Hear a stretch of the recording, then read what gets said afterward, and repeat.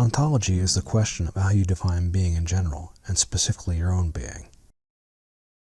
If your being is a solid, persistent thing that exists in time and in space, this is a very different ontology than if your being is a temporal event, something that happens and only lasts for a moment. The problem with concepts is ontological.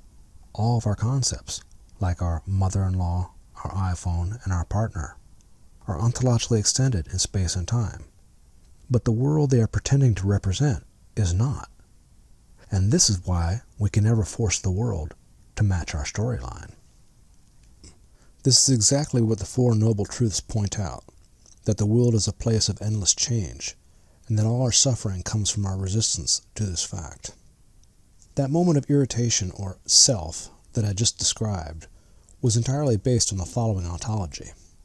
There is a current arrangement of partner, refrigerator door, and self, and this arrangement of solid, persistent entities will also exist at a future moment in time, one in which, hopefully, this same door will be closed, resulting in a better partner and a happier self. All these concepts, partner, relationship, closed refrigerator door, and me, exist only in my head. And in my head, they are all ontologically extended. In my thoughts, this entire arrangement of things moves through time and arrives in a future moment. But this ontology does not match the ontology of the world it's purporting to represent. In the actual event of world, the refrigerator door, like your iPhone, is not a solid object traveling through time. There is no such thing as your partner. The being that you are basing this concept on is never the same from moment to moment, and is not arriving unchanged in the next moment, much less the future moment. And the self that is attempting to cat-herd this entire arrangement through time into a better future moment is also being generated in the present by the phenomenal event of the open door. This particular self will not last longer than the irritation that is generating it. It will not travel as an unchanged entity towards that future arrangement of door, partner, and you. But we don't see any of this. We are grabbing onto the world and trying to make it fit our narrative. We think that all these concepts we surround ourselves with are real, and that they move through time. Our attempts to make this happen, to enforce the ontology of our concepts upon the world, never really succeeds.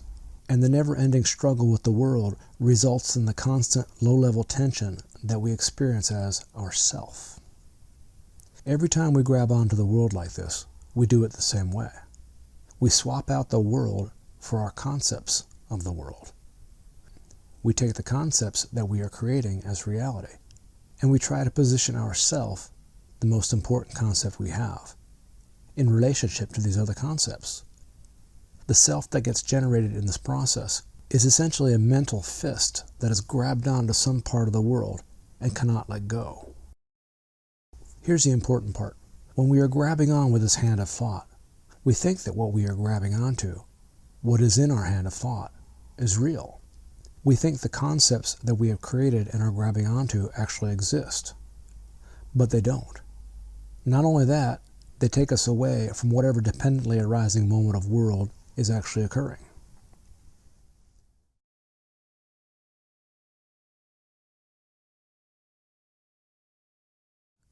Any conceptual world that you're grabbing on as creating can be easily unplugged by simply opening the hand of thought. Whatever kabuki theater you are running in your head instantly dissolves. When all the concepts that you have elevated dissolve, you are suddenly back in the actual phenomenal moment, the one that is dependently arising, the one where everything is just for a moment. There is a moment of refrigerator door, and a moment of another person occurring.